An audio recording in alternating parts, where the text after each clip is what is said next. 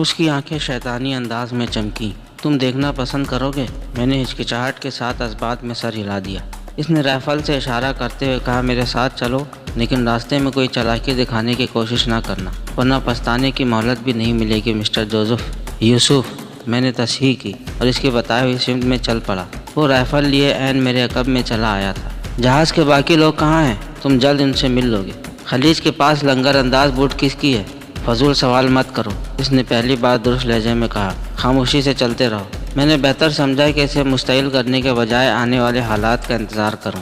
جلد مجھ پر واضح ہو گیا کہ ہم جہاز کے اگلے حصے میں واقع کارگو والے حصے کی طرف جا رہے تھے۔ یہ کیریج 4 بڑے ہالز پر مشتمل تھا اور یہاں کنٹینر سے لے کر چھوٹی پیٹیوں میں بے شمار اقسام کے ہزاروں ٹن سامان تجارت موجود تھا۔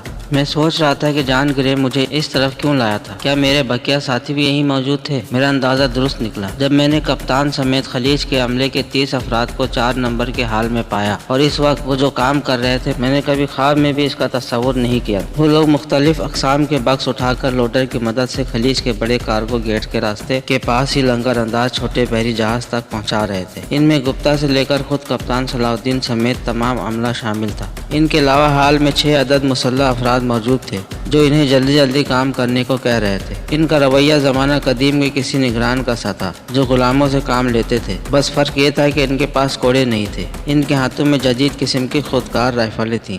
تم لوگ بحری قزاق ہو؟ میں نے حیرت سے کہا۔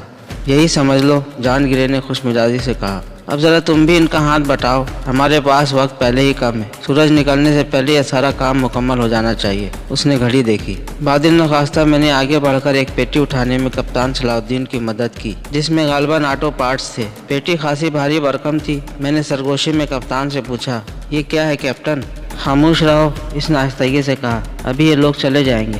آپ کو یقین ہے؟ میں نے غور کرتے ہوئے کہا۔ میرا مطلب ہے کہ ہمیں مار کر سمندر میں بھی ڈال سکتے ہیں، کچھ نہیں ہوگا۔ کپتان نے پیٹی لوڈر پر رکھی، دوسری پیٹیوں پر نظر جماتے ہوئے دھیرے سے کہا اور مجھے مشورہ دیا، بولنے کے بجائے بہتر ہے خاموشی سے کام کرتے رہو۔ ہم میں سے کچھ افراد سامان لوڈر پر رکھ رہے تھے اور باقی لوڈر کو دھکیل کر دوسرے بحری جہاز تک پہنچا رہے تھے۔ ایک بار ایک نگران نے مجھے لوڈر دھکیلنے کا حکم دیا۔ میں اسے دھکیلتا ہوا جہاز کے دروازے تک لے گیا۔ چھوٹے بحری جہاز سے ایک فولادی تختہ خلیج تک آ رہا تھا جس پر سے سامان گزار کر بحری جہاز تک پہنچایا جا رہا تھا۔ وہاں بھی کچھ افراد سامان کو جہاز کے نچلے حصے میں پہنچا رہے تھے۔ ذرا سی دیر میں مجھے اس بحری جہاز کا معائنہ کرنے کا موقع ملا تھا۔ یہ کوئی 50 میٹر لمبا اور 20 میٹر چوڑا 2 منزلہ بحری جہاز تھا جس کا نچلا حصہ کارگو کے لیے مخصوص تھا۔ اس کے اوپر کچھ ایسا سامان نصب تھا جیسے یہ ماہی گیری کے لیے مخصوص ہو، لیکن جہاز پر ماہی گیری کے کوئی آثار نظر نہیں آ رہے تھے۔ خاص طور سے وہ نہیں تھی جو ماہی گیروں کی کشتی کی پہچان ہوتی ہے۔ اس کے بجائے اس جہاز پر کچھ چھوٹی کرینیں اور آلات اسی طرح نصب تھے کہ یہ جہاز بار برداری کے لیے بھی استعمال ہو سکتا تھا۔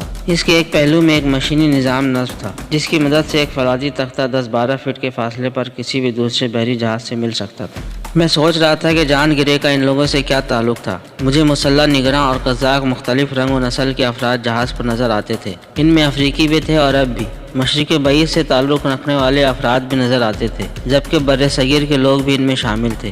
گویا یہ بحری قزاقوں کا کوئی بین الاقوامی قسم کا گروہ تھا۔ ان میں صرف ایک جان گرے ہی سفید فام تھا۔ ان افراد میں کئی نقاب پوش بھی تھے جو اس سارے عمل کی نگرانی کر رہے تھے۔ اگلے 2 گھنٹے کے دوران میں نے قزاق جہاز کے کئی چکر لگائے اور ہر بار میں نے خاصی تفصیل سے اس کا معائنہ کیا تھا۔ اپنے جہاز کو چھپانے کے لیے انہوں نے اسے تاریکی میں رکھا تھا۔ شاید مقصد یہ تھا کہ قریب سے گزرتا کوئی بحری جہاز اسے دیکھنے نہ پائے۔ یہ ایک مصروف بین الاقوامی شاہراہ تھی اور یہاں 24 گھنٹے بحری جہازوں کی آمد و رفت جاری رہتی تھی۔ سورج نکلنے ہی والا تھا، لہٰذا مسلح نگراں جلدی کا شور مچا رہے تھے۔ انہوں نے گالیاں دینا شروع کر دی تھی اور ایک کو تو مارا بھی تھا جو سستی سے کام لے رہا تھا۔ میں نے محسوس کیا کہ کپتان سمیت وہ اعلیٰ افسران کے ساتھ ایک حد میں رہ کر پیش آ رہے تھے۔ وہ نہ تو انہیں گالیاں دے رہے تھے اور نہ ہی انہوں نے کسی پر ہاتھ اٹھایا تھا، جبکہ نچلے درجے کے عملے کے ساتھ وہ بے حد درستگی سے پیش آ رہے تھے۔ جان گرے بار بار گھڑی دیکھ رہا تھا۔ میں نے دیکھا کہ وہ صرف مخصوص سامان اٹھا رہے تھے، یعنی انہیں پہلے سے اپنے مطلوبہ سامان کے بارے میں معلومات تھی۔ اس کا مطلب تھا کہ جہاز میں بھی ان کا کوئی ایجنٹ تھا۔ ممکن ہے یہ مخبری جان گرے نے کی ہو، اس کی قزاقوں کے ساتھ موجودگی ہی کافی تھی۔ مطلوبہ سامان منتقل کرتے ہی جان گرے نے چلا کر اپنے ساتھیوں کو واپسی کا حکم دیا اور کپتان صلاح الدین سے کہا، مجھے امید ہے کہ تم ہمارے جانے کے بعد کوئی غلط حرکت نہیں کرو گے، کیونکہ تمہیں آئندہ بھی اسی روٹ پر سفر کرتے رہنا ہے۔ شوق سے اس قزاقی کی رپورٹ لکھوا سکتے ہو، لیکن نامعلوم افراد کے خلاف۔ مسٹر گرے، تم ہمیں سمجھانے کی کوشش مت کرو، کپتان صلاح الدین نے سرد لہجے میں کہا۔ ہم اپنا اچھا برا خوب سمجھتے ہیں، اسی بنا پر اس سمندر میں سفر کر رہے ہیں۔ میں جانتا ہوں، لیکن خبردار کرنے میں کوئی حرج نہیں ہے۔ جان گیری نے سر ہلایا۔ تمہارے جہاز کا ریڈیو ہم نے ناکارہ کر دیا ہے، جو تمہارا آپریٹر ٹھیک کر لے گا۔ اسے کچھ دیر لگے گی۔ ہاں، فکسڈ ریڈیو سگنل دینے کی کوشش مت کرنا۔ ہماری ایک گن بوٹ تمہارے آس پاس رہے گی۔ کوئی مدد آنے سے پہلے سب غرق ہو چکے ہوں گے۔ کپتان نے ناگواری ظاہر کی، لیکن منہ سے کچھ نہیں کہا۔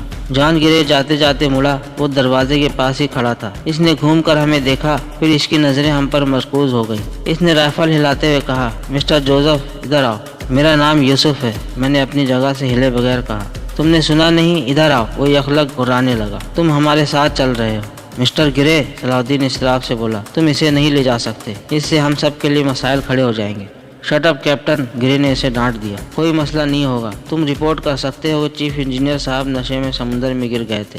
میں تمہارے ساتھ نہیں جاؤں گا، میں نے اس کے عزائم بھانپ لیے تھے۔ وہ خلیج کو غرق کرنے کے منصوبے کی ناکامی کا بدلہ مجھ سے لینا چاہتا تھا، کیونکہ میں نے اس کے منصوبے کو ناکام بنا دیا تھا۔ یہ دیکھ رہے ہو؟ جان گرے نے رائفل لہرائی۔ اس کے ہوتے ہوئے میں تم سے اپنا مطالبہ منوا سکتا ہوں۔ یخلق، اس نے برسٹ مارا۔ گولیاں عین میرے پیروں کے سامنے آ کر لگی تھی۔ میں اضطراری طور پر اچھل پڑا تھا۔ جان گرے نے ہلکا سا کہکا لگایا، جو حال میں پھیلنے والی آہنی گونج میں دب گیا تھا۔ اگلا برس تمہاری ٹانگوں پر پڑے گا اور میں تمہیں اسی طرح لے جاؤں گا۔ اب فیصلہ تم پر ہے، اپنے پیروں پر چل کر جانا چاہتے ہو یا نہیں۔ اس نے ایک بار پھر رائفل اٹھائی۔ پلیز مسٹر گرے، یہ کیا کر رہے ہو تم؟ حالات خراب ہو جائیں گے، کپتان صلاح الدین نے گھبرائے ہوئے انداز میں کہا۔ میرے لیے بات چھپانا اور جواب دینا مشکل ہو جائے گا۔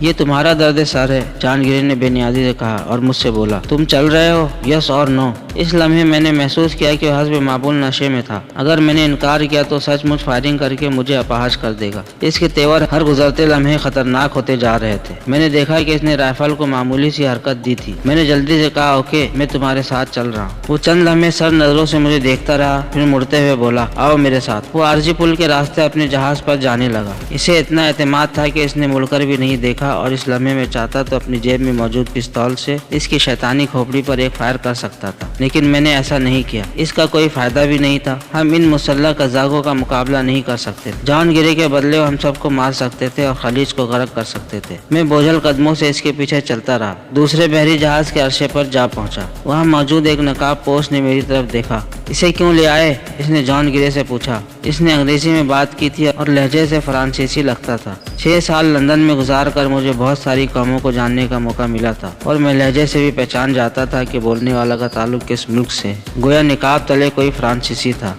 یہ میرا معاملہ ہے، جان گرے نے بے پرواہی سے کہا، صرف کام کی حد تک۔ اس کے علاوہ میں کیا کرتا ہوں اس سے تمہیں کوئی غرض نہیں ہونا چاہیے۔ جان گرے کے انداز میں بے نیازی تھی۔ پھر اس نے کہا، اس پر ہم بعد میں بھی بات کر سکتے ہیں، ابھی تو دوسرے امور اہم ہیں۔ نقاب پوش چند لمحے کھا جانے والی نظروں سے جان گرے کی طرف دیکھتا رہا، پھر اس نے دھاڑ کر روانگی کا حکم دیا۔ دوسرے لمحے عرصے پر نصب ایک آہنی پہیہ گھمانے لگے اور خلیج سے جڑا تختہ واپس جہاز پر آنے لگا۔ یہ عرصے تلے غائب ہوتا جا رہا تھا، حتیٰ کہ پورے کا پورا تختہ غائب ہو گیا۔ ان کا نظام بہترین تھا۔ عرصے کے ایک طرف نیچے جانے کے لیے بننے والے دروازے کو بھی بند کر دیا گیا تھا۔ اب یہاں کوئی زیر عرصہ کسی خفیہ خانے کا سوچ بھی نہیں سکتا تھا۔ میں نے یہ تو سنا تھا کہ اس جدید دور میں بھی قزاقی ہوتی ہے، اور خاص طور سے ایشیائی خطوں میں قزاق بحری جہازوں سے باقاعدہ بھتہ وغیرہ لیتے ہیں، لیکن یہ میرے وہم و گمان میں بھی نہیں تھا کہ اس طرح دن دہاڑے ایک مصروف ترین بحری شاہراہ پر اس طرح بھی قزاقی ہو سکتی ہے۔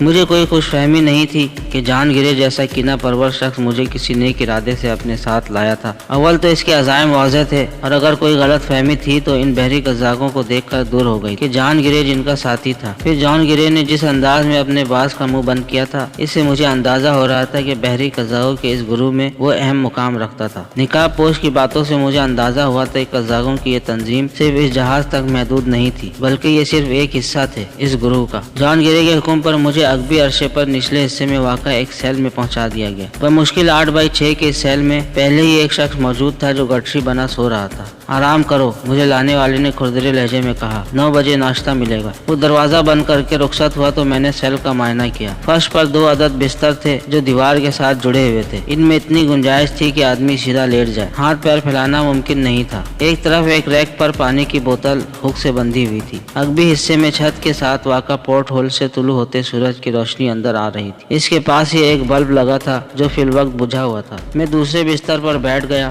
عجیب بات تھی کہ مجھے صورتحال سے سے کسی قسم کا خوف یا پریشانی محسوس نہیں ہو رہی تھی، حالانکہ میں بحری قزاقوں کے قبضے میں تھا اور ان میں جان گرے بھی شامل تھا جو یقیناً میرے خون کا پیاسا ہو رہا تھا۔ میں نے اس کی تخریب کاری کے بے مثال منصوبوں کو ناکام بنا دیا تھا۔ اس کے دل میں میرے لیے کئی مضر خیالات ہوں گے، دیکھا جائے گا، میں نے بستر پر لیٹتے ہوئے سوچا اور کچھ دیر میں گہری نیند میں کھو چکا تھا۔